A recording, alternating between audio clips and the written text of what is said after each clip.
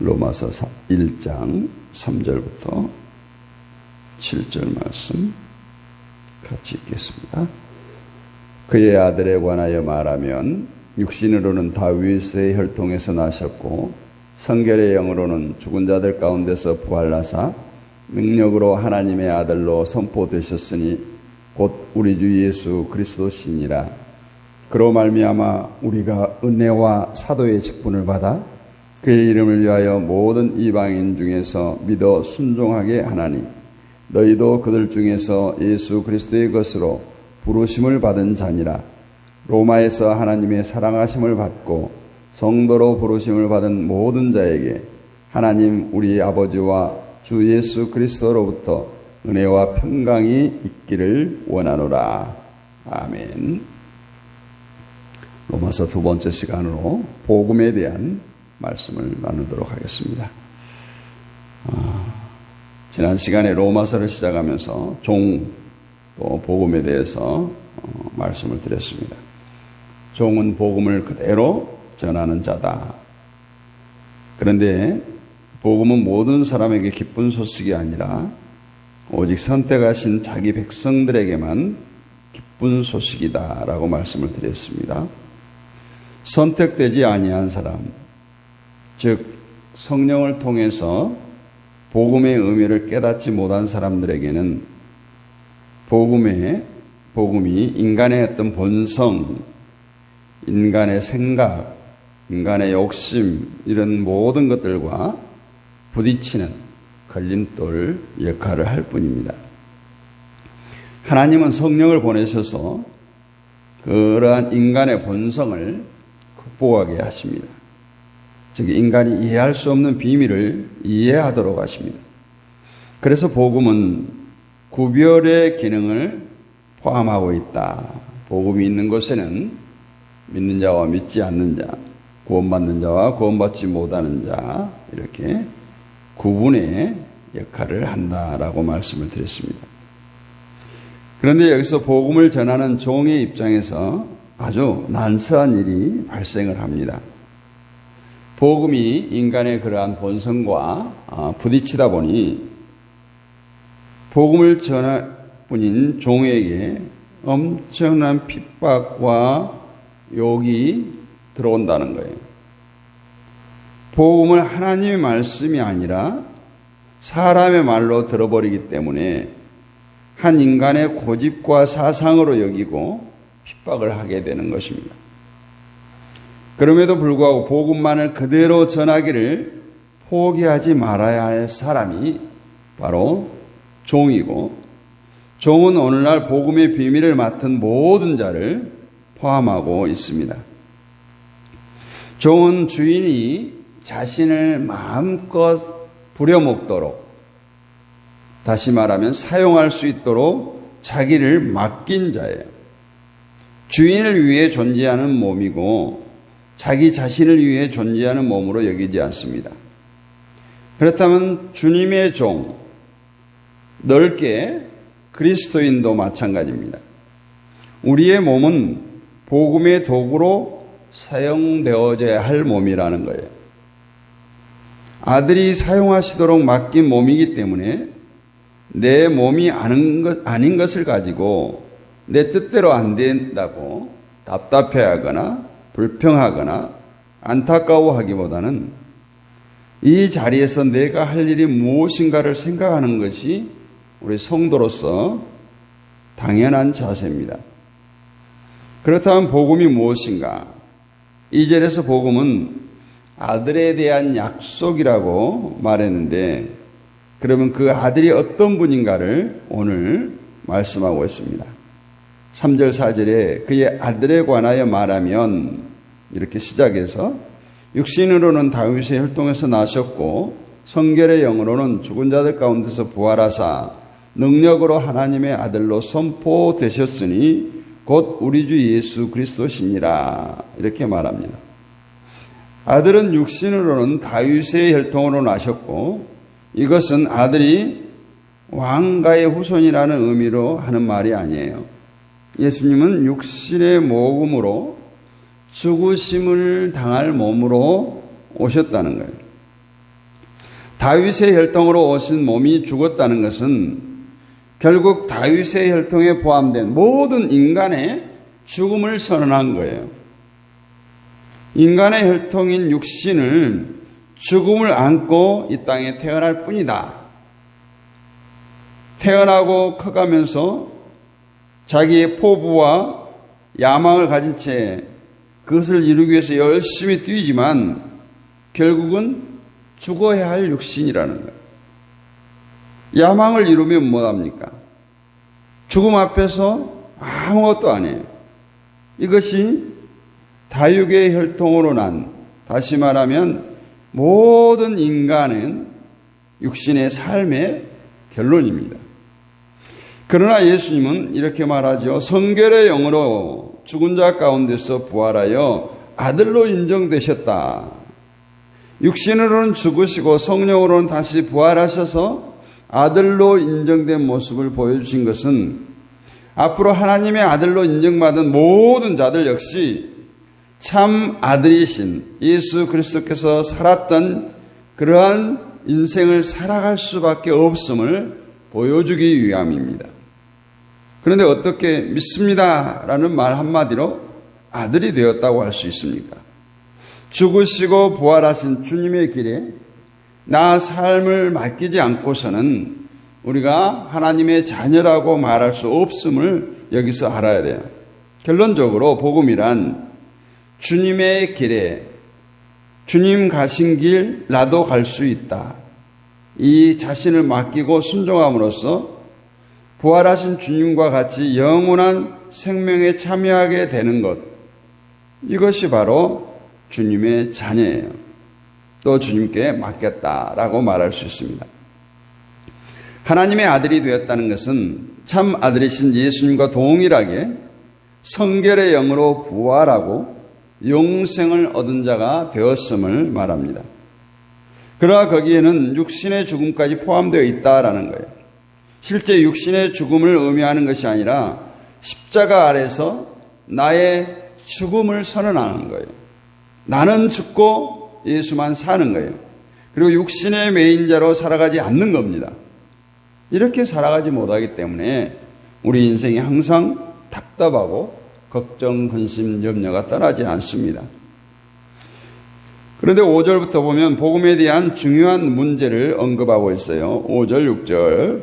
그로 말미암아 우리가 은혜와 사도의 직분을 받아 그의 이름을 위하여 모든 이방인 중에서 믿어 순종하게 하나니 너희도 그들 중에서 예수 그리스도의 것으로 부르심을 받은 자니라. 여기 보면 부르심을 입은 자, 순종하게 하나니 이런 말이 나오죠. 이 말들은 하나같이 주님께서 여기 이 땅에 오셔서 하셨던 일을 말씀하고 있어요. 즉 주님께서 주님의 일을 예수님의 일을 하는 것이 아니라 하나님 아버지의 일을 하셨어요. 하나님께 순종하고 그러기 위해서 부르심을 받아 이 땅에 오신 거예요. 그래서 우리가 하나같이 주님께 하신 일을 의미하고 있는 것을 볼 때 우리가 순종하는 것이 아니고 주님께서 순종하셨다는 것이고 우리가 주님께 나간 것이 아니라 주님께서 우리를 불렀다는 거예요. 그렇다고 해서 주님이 부르셨을 때 내가 하고 달려간 것이 아닌가 생각해서는 안 됩니다. 불렀다가 아니라 부르심을 입었다. 이 표현에 우리가 주의해야 돼요. 불렀다는 것은 부름에 대한 반응이 우리에서 나와야 돼요. 어떻게 우리가 결정할 수 있어요. 그러나 부르심을 입었다는 것은 부를 때 순종하는 것까지 주님께서 하셨다라는 것을 의미하는 것입니다. 결국 이 말씀들은 복음에 대해서만큼은 우리가 개입할 수 없다라는 거예요. 복음을 깨닫게 되고 믿고 순종하게 된 모든 것은 성령께서 우리에게 오심으로 가능하게 된 일이다라는 겁니다. 예수님을 구세주로 영접하고 복종하게 된 모든 사건들이 성령께서 하신 일입니다. 그렇기 때문에 항상 말씀드린 바와 같이 성도의 할 일은 주님께서 하신 일에 대해서 감사하고 기뻐하고 찬송하는 것밖에 없어요. 내가 하지 않으면 안 된다는 생각을 버려야 됩니다. 그리고 내가 하지 않아도 주님이 하신다는 생각으로 살아야 돼요. 혹 이 말을 듣고 주님이 하실 거니까 나는 아무것도 안 해도 되겠구나 라고 생각했다면 그것은 아직도 내 중심으로 생각하고 내 중심으로 살기 때문에 그런다는 것을 알아야 돼요. 주님이 다 하신다는 말을 들었다면 지금까지 한 것들이 내가 한 것이 아니라 주님이 나를 통해서 하신 일이었구나, 이 생각을 먼저 해야 되는 거죠. 우리가 30년을 믿고 50년을 믿고 60년을 믿었던 그것은 모두 성령께서 하신 일이다. 성령이 내 속에서 믿게 하신 것이라면 우린 결코 믿음의 세월을 내세워서 자신을 자랑하는 그런 어리석은 짓은 안 해야 돼요. 주님께서 보실 때 50년, 60년을 믿은 사람이나 이제 새롭게 믿는 사람이나 동일하다는 것을 알아야 돼요. 그 이유가 뭐냐? 지금껏 내가 믿은 적이 없고 주님께서 믿게 하셨기 때문이에요. 40년간 50년을 내 믿음으로 믿었다면 오늘 교회의 문을 들고 들어온 사람에게 어떻게 하겠습니까? 나는 40년을 믿었어. 나는 50년을 믿었어. 이렇게 하면서 자신의 연수를 자랑할 수 있어요. 그러나 우리에게는 믿음의 연수가 없어요. 믿음의 연수가 있다면 주님께서 나를 40년 동안 50년 동안 주장하시면서 주님께서 일하시고 성령께서 인도하신 것이지 거기에 내 일은, 내 믿음은 존재하지 않습니다. 이런 믿음의 방식에 우리의 모든 것을 대입시켜 보면 내가 했습니다 하는 것은 눈 씻고 또 찾아볼 수가 없습니다. 하나님께서 하셨습니다 이렇게 고백이 되어집니다. 우리 모두는 애당초 구원과 상관없는 이방인이었어요. 하나님의 약속과 상관없는 자들이었습니다. 그런 우리가 아들로 인해서 은혜와 사도의 직분을 받고 믿고 순종케 되었다는 것은 놀라우신 주님의 은혜가 아닐 수 없다라는 거예요. 믿음이 은혜라면 믿는 자로서 보여지는 모든 것에도 역시 우리의 공로는 없습니다. 이렇게 고백되어져야 돼요. 그래서 복음을 아는 성도는 내가 커다란 은혜의 손길에 붙들려 있음을 알아야 돼요. 오늘도 나는 주님의 은혜로 살아갑니다.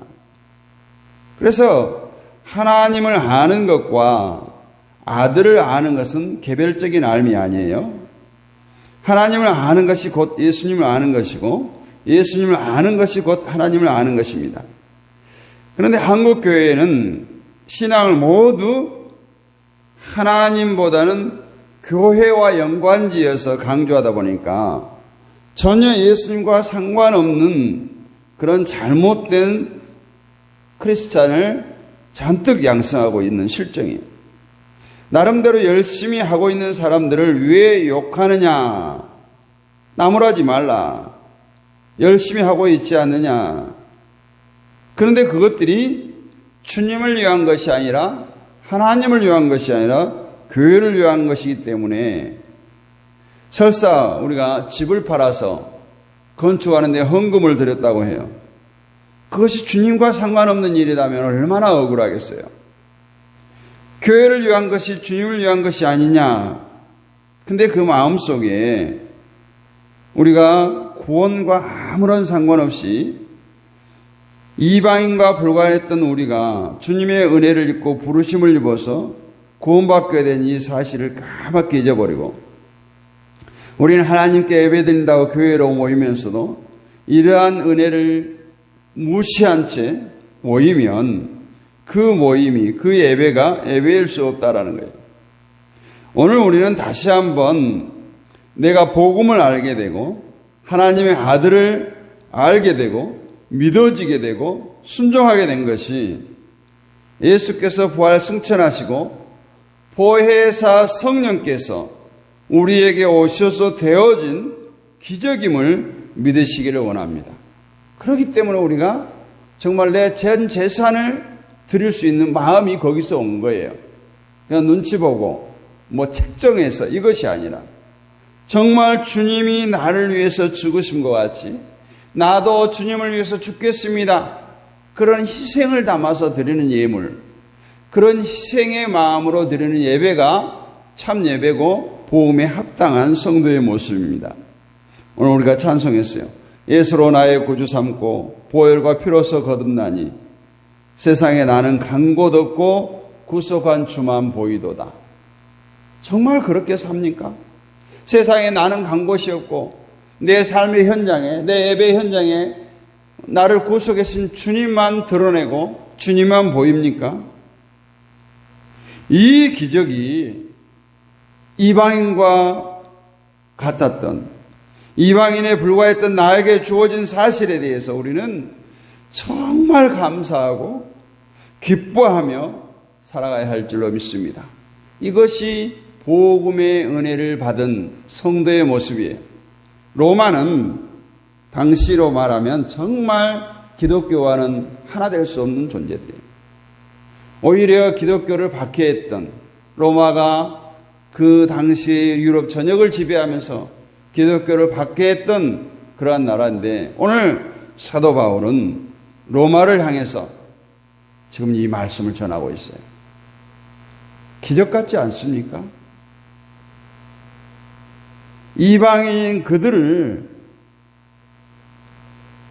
이방인 중에서 믿어 순종하게 하나니, 5절 하반절에, 그리고 6절에 너희도 그들 중에서 예수 그리스도의 것으로 부르심을 받은 자니라. 놀라운 복음의 비밀이죠. 그래서 오늘은 지금 선택받은, 택한 이스라엘 백성, 이 범죄를 이미 벗어난, 그래서 오늘 우리에게까지 그 예수 그리스도의 은혜가 흘러 들어온 것이죠. 이것을 우리는 감사하며 이 기적이 정말 나에게 주어졌다는 사실에 대해서 정말 감사함으로 오늘 하루를 살아내는 저와 여러분이 되시기를 주님의 이름으로 축복합니다.